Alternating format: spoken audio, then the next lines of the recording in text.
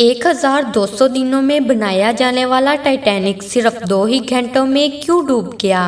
10 अप्रैल 1912 ये वो दिन था जब दुनिया का सबसे बड़ा और महंगा तरीन बहरी जहाज टाइटैनिक अपने पहले सफर के आगाज के लिए बिल्कुल तैयार था। उस दिन अटलांटिक ओशन बेहद पुरसकून था और समुद्री तूफान आने का दूर दूर तक कोई चांस नहीं था। जहाज में 1500 पैसेंजर भी सवार हो चुके थे और लाखों लोग टॉप पर टाइटैनिक के पहले सफर का आगाज देखने के लिए खड़े थे। ना ही पैसेंजर्स को, ना ही अलविदा करने वाले लाखों लोगों को और ना ही टाइटैनिक के अमले को मालूम था कि जो जहाज कुछ ही देर में रवाना होने वाला है उसको बनाते वक्त 6 ऐसी गलतियां की गई हैं जो इस जहाज को बदतरीन हादसे का शिकार बनाने वाली है। डिस्कवरी स्टोरी की वीडियो में एक बार फिर से खुशामदीद। दोस्तों, आज आप जानेंगे अपने दौर के सबसे महंगे, सबसे लग्जरी और सबसे ताकतवर जहाज टाइटैनिक की 6 ऐसी गलतियां जो अगर ना की जाती तो शायद आज टाइटैनिक क्रैश होने की वजह से नहीं बल्कि अपनी कामयाबी की वजह से दुनिया भर में फेमस होता।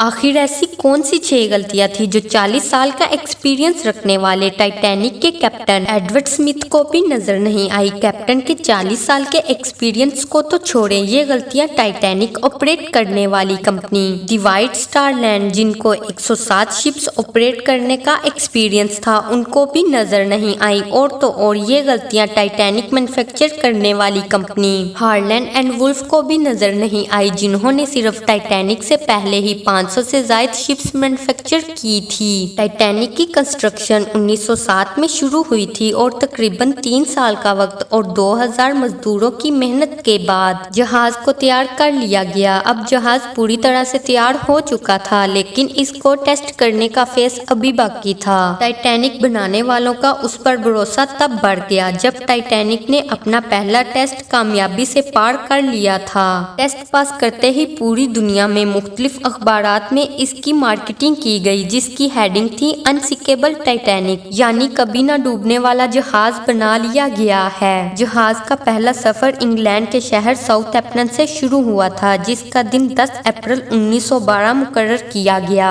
और जिसकी मंजिल अमेरिका का शहर न्यूयॉर्क थी। टाइटैनिक के इकोनॉमी पोर्शन में सफर करने की कीमत $30, जबकि फर्स्ट क्लास में सफर करने की $150 थी, जो आज के दौर में 3,40,000 रुपए बनते हैं। इस मार्केटिंग के नतीजे में सारी टिकट बुक कर ली गई। आखिर वो दिन आ ही गया जब टाइटैनिक अपने पहले सफर का आगाज करने वाला था। Mistake number 1। दोपहर को ठीक 12 बजे टाइटैनिक ने अपने पहले सफर का आगाज कर दिया और साथ ही टाइटैनिक की गलतियां सामने आना शुरू हो गई। कैप्टन स्मिथ को मालकान की तरफ से डेडलाइन मिल चुकी थी कि किसी भी सूरत में 17 अप्रैल तक, यानी सिर्फ 7 ही दिनों में न्यूयॉर्क पहुंचना है। इसी वजह से कैप्टन ने जहाज की रफ्तार शुरुआत से ही बहुत तेज कर दी और यही थी टाइटैनिक की सबसे पहली गलती। कैप्टन स्मिथ को मालकान की दी गई इंस्ट्रक्शन और प्रेशर की वजह से न्यूयॉर्क जल्द से जल्द पहुंचना था, क्योंकि ये टाइटैनिक का पहला सफर था और अगर वो न्यूयॉर्क टाइम से ना पहुंचते तो टाइटैनिक की रेपुटेशन का काफी नुकसान होता।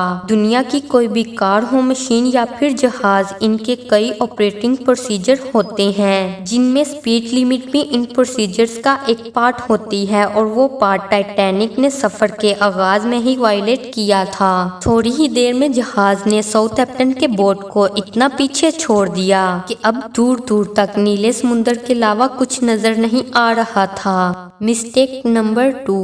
अब टाइटैनिक को चलते हुए 3 दिन गुजर चुके थे। फ्रांस में थोड़ी देर स्टॉप करने के अलावा टाइटैनिक पिछले 72 घंटों से मुसलसल न्यूयॉर्क की तरफ बढ़ता चला जा रहा था। ये 14 अप्रैल 1912 की शाम थी। समुद्र पर हर तरफ खामोशी और धुंध छाई हुई थी, जिसकी वजह से विजिबिलिटी भी कम हो चुकी थी। उस रात एक और बहरी जहाज जो कि टाइटैनिक से कुछ घंटे ही आगे था, उसके कैप्टन ने वायरलेस पर टाइटैनिक को سمندر پر تیرتی ہوئی چٹانیں یعنی آئس برگ کے بارے میں وارننگ دی تھی۔ ایکسپرٹس کا ماننا ہے کہ یہ وارننگ کم سے کم بھی 6 بار دی گئی تھی، لیکن وائرلیس آپریٹر کی کوتاہی کی وجہ سے انتہائی امپورٹنٹ وارننگ ان سے مس ہو گئی۔ ان کے لیے شاید یہ نارمل بات تھی، لیکن یہی تھی ٹائٹینک کے عملے کی دوسری غلطی، کیونکہ ٹائٹینک اپنے طرز کا پہلا لگژری بحری جہاز تھا اور اس میں کئی VIP بھی موجود تھے۔ اسی وجہ سے زیادہ تر ٹائٹینک کا عملہ فرسٹ کلاس پیسنجرز کی خدمت میں مصروف تھا۔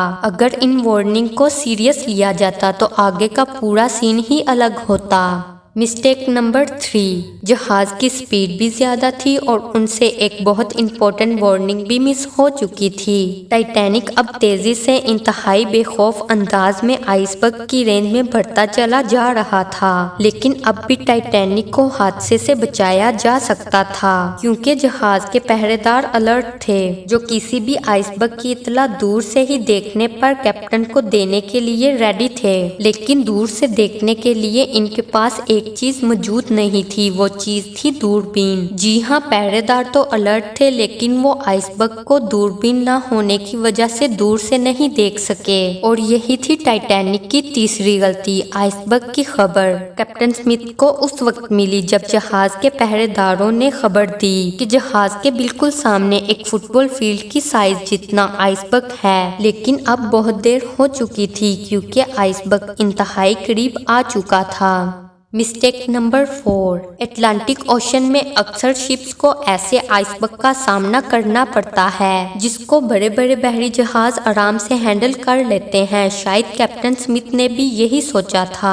آئس برگ کی خبر ملتے ہی کیپٹن اسمتھ نے جہاز کے انجن بند کرنے کا حکم دیا اور ساتھ ہی ٹائٹینک کا رخ بدلنے کا بھی آرڈر دیا۔ بے شک کیپٹن اسمتھ نے آئس برگ سے بچنے کی بہت کوشش کی، لیکن فاصلہ اتنا کم رہ گیا تھا کہ کچھ بھی کرنا فضول ثابت ہوا۔ آئس برگ اب ٹائٹینک کے سینٹر سے ٹکرا چکا تھا، لیکن ٹائٹینک کے ابھی بھی بچنے کی کافی امید باقی تھی۔ یہ امید باقی رہ گئی تھی کہ شاید آئس برگ جہاز کی باڈی کو نقصان نہ پہنچائے یا پھر جہاز سے ٹکراتے ہی خود ہی ٹوٹ جائے، اور شاید ہوتا بھی ایسے ہی اگر ٹائٹینک کی چوتھی غلطی اپنا کام نہ دکھاتی۔ ایکسپرٹس کا ماننا ہے کہ ٹائٹینک کی باڈی پر جو ریبٹس لگی تھی وہ سٹیل کی نہیں بلکہ کاسٹ آئرن کی بنی تھی۔ ان ریبٹس کا کام لوہے کے بڑے بڑے پیسز کو آپس میں جوڑے رکھنا ہوتا ہے، لیکن چونکہ کاسٹ آئرن سٹیل سے نرم ہوتا ہے، اسی وجہ سے جس جگہ آئس برگ ٹائٹینک کی باڈی کے ساتھ ٹکرایا وہاں کے ریبٹس پریشر کی وجہ سے کھل گئے، اور پھر وہی ہوا جس کا ڈر کیپٹن اسمتھ کو تھا۔ مسٹیک نمبر 5، ٹائٹینک کی ٹکر ایک فٹ بال فیلڈ جتنے بڑے آئس برگ سے ہو چکی تھی، اور اب جہاز کے نچلے حصے میں پانی بڑھنا شروع ہو چکا تھا۔ اس خطرناک تصادم نے پورے عملے اور پیسنجرز کو الرٹ کر دیا تھا، اور ساتھ ہی جہاز میں موجود ٹائٹینک کے مالک جوزف بروس کو بھی۔ بے شک ٹائٹینک میں پانی بڑھنا شروع ہو گیا تھا، لیکن ابھی بھی ٹائٹینک کے بچنے کی امید باقی تھی، کیونکہ ٹائٹینک کو ایسے ڈیزائن کیا گیا تھا کہ اگر اس کے 3 فلور میں پانی بھر بھی جائے پھر بھی نہیں ڈوب سکتا، لیکن بدقسمتی تھی اس جہاز کی کہ 3 فلور کو کراس کر کے پانی اب 4تھے فلور تک جا پہنچا تھا۔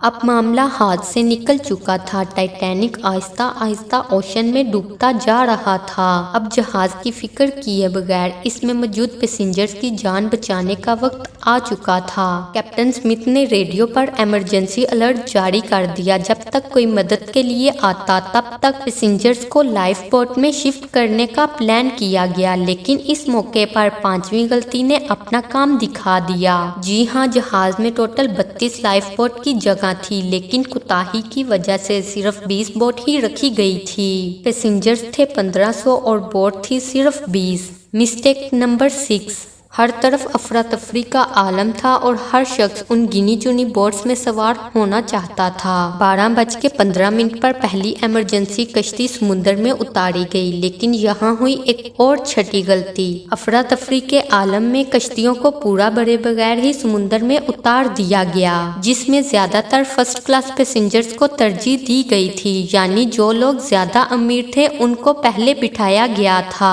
کشتیوں میں اگر زیادہ پیسنجرز کو بٹھایا بچایا جاتا تو انسانی جانیں کم ضائع ہوتی۔ جہاز تیزی سے سمندر میں ڈوبتا جا رہا تھا۔ 2:18 پر شارٹ سرکٹ کی وجہ سے ٹائٹینک کی ساری الیکٹریسٹی بند ہو گئی اور اگلے ہی لمحے جہاز ٹوٹ کر 2 حصوں میں تقسیم ہو گیا۔ ٹائٹینک کو سمندر کے اندر مکمل ڈوبنے کے لیے 2 گھنٹے 40 منٹ لگے اور اس طرح 1500 لوگ اٹلانٹک اوشن کے ٹھنڈے پانی میں ڈوب کر مر گئے۔ آپ کو ایک اور بات بھی بتاتے چلیں، اس وقت پانی کا ٹمپریچر -2 ڈگری سینٹی گریڈ تھا۔ اگر پیسنجرز اس ٹھنڈے پانی میں چھلانگ بھی لگاتے تو بچنے کا کوئی چانس نہیں تھا، کیونکہ انسان اتنے کم ٹمپریچر میں 30 منٹ سے زیادہ زندہ نہیں رہ سکتا۔ کہا جاتا ہے کہ مرنے والوں کی تعداد 1500 سے بھی کافی زیادہ تھی، کیونکہ جن لوگوں کی جہاز کے عملے سے جان پہچان تھی ان میں سے کافی زیادہ لوگ جہاز پر بغیر ٹکٹ سوار ہوئے تھے۔ زندہ بچ جانے والوں میں سب سے زیادہ تعداد عورتوں اور بچوں کی تھی۔ دوسری طرف کیپٹن اسمتھ تھا جو سارا وقت لوگوں کی جان بچانے میں لگا رہا۔ وہ آخری آدمی تھا جس نے ڈوبتے جہاز سے چھلانگ لگائی تھی۔ دوستو، آپ کو یہ ویڈیو کیسی لگی کمنٹ باکس میں ضرور بتائیں۔ اگر آپ کو یہ ویڈیو اچھی لگی تو اسے لائک، شیئر اور چینل کو سبسکرائب کرنا نہ بھولیں۔ شکریہ۔